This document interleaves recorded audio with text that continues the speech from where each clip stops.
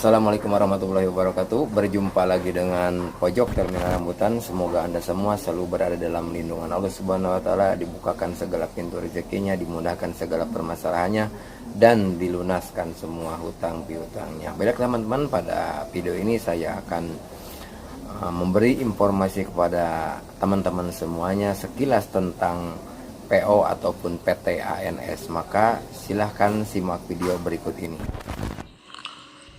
PT ANS. ANS adalah akronim dari Anas Nasional Sejahtera, adalah sebuah perusahaan jasa transportasi angkutan penumpang darat yang berasal dari Sumatera Barat.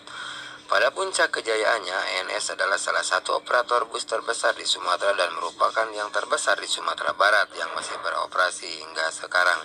PT Anas Nasional Sejahtera didirikan 1 April 1960, 62 tahun yang lalu di Bukit Tinggi, Sumatera Barat, dan pendirinya adalah Anas Sultan Jamaris. Adapun kantor pusatnya yaitu di Jalan Khotib Sulaiman nomor 101 Padang, Sumatera Barat, dan kantor cabangnya ada di Jalan Pemuda nomor 288 RT 03 RW 01 Jati, Kecamatan Pulau Gadung, Jakarta Timur. Wilayah layanan adalah Sumatera Barat, Bandung. Jenis layanan antar kota kelas ekonomi, bisnis, eksklusif, dan eksekutif rail route. Rute terpendeknya adalah Bukit Tinggi Padang, dan rute terpanjangnya adalah Bukit Tinggi ataupun Padang, Jakarta, dan Bandung. Bahan bakarnya menggunakan solar. Pada era 1980-an hingga 1990-an, ANS pernah melayani jaringan trayek atau rute dari Banda Aceh di ujung utara Sumatera hingga Denpasar, Bali. Walaupun melakukan transit di Jakarta, jaringan trayek ini merupakan jarak terjauh yang dijalani oleh sebuah perusahaan otobus di Indonesia. ANS melayani trayek ke arah barat dari Jakarta ke berbagai kota tujuan di Pulau Sumatera seperti Banda Aceh, Medan, Pekanbaru, Padang, Bukit Tinggi, Pariaman, dan lain-lain.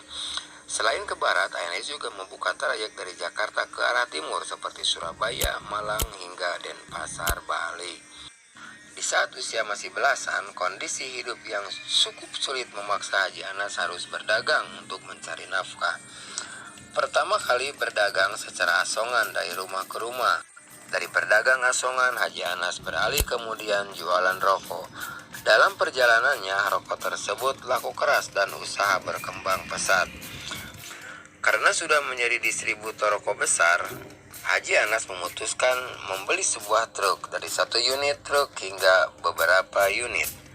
ANS memiliki tagline aman, nyaman sampai tujuan. Haji Anas berharap penumpang yang naik mendapatkan sesuai dengan tagline tersebut.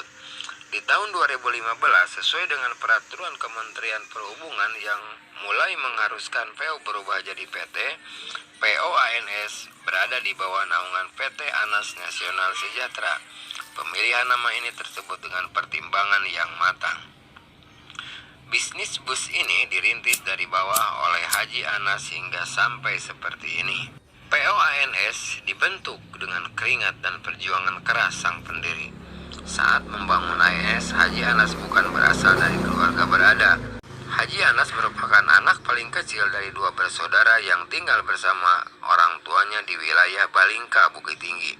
Kerja keras dilakukan untuk membantu meringankan kehidupan keluarga. Sejak usia belasan tahun, Haji Anas sudah mencari uang sendiri hidup di jalanan.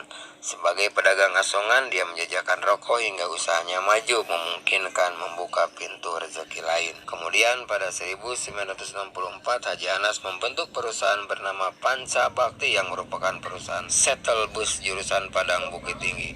Perusahaan tersebut berjalan cukup lama hingga 1972. Setelah itu, Haji Anas bersama sang istri mendirikan PO ANS rute pertamanya Jakarta Sumatera Barat.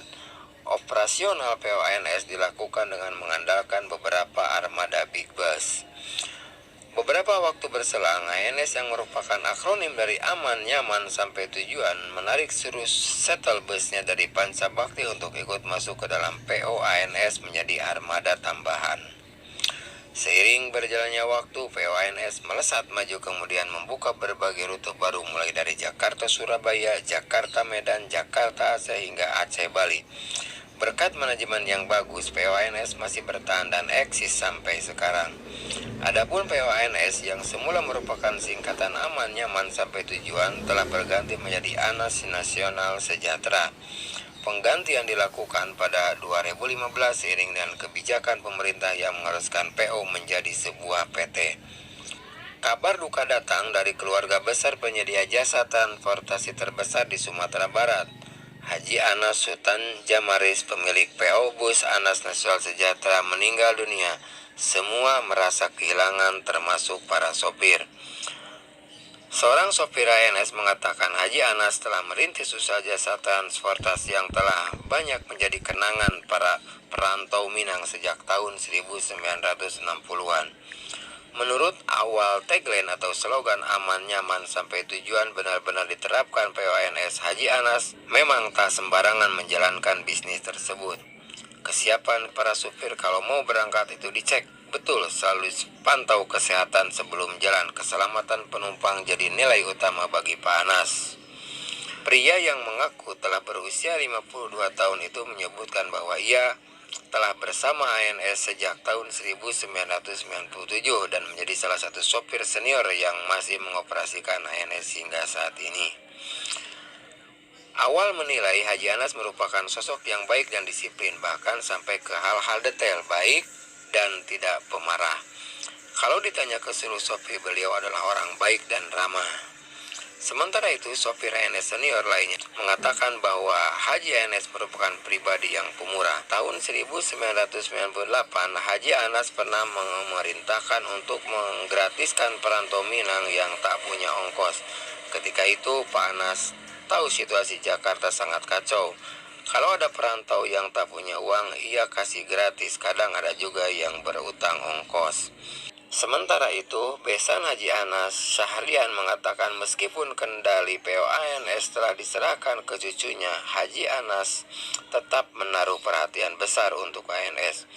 Menurut Syahrian, karena kedisiplinan dan sifat pemurahnya, POANS dapat bertahan melintasi zaman. Pondasi utama kesuksesan POANS dibangun sendiri oleh Haji Anas lewat pelayanan yang maksimal.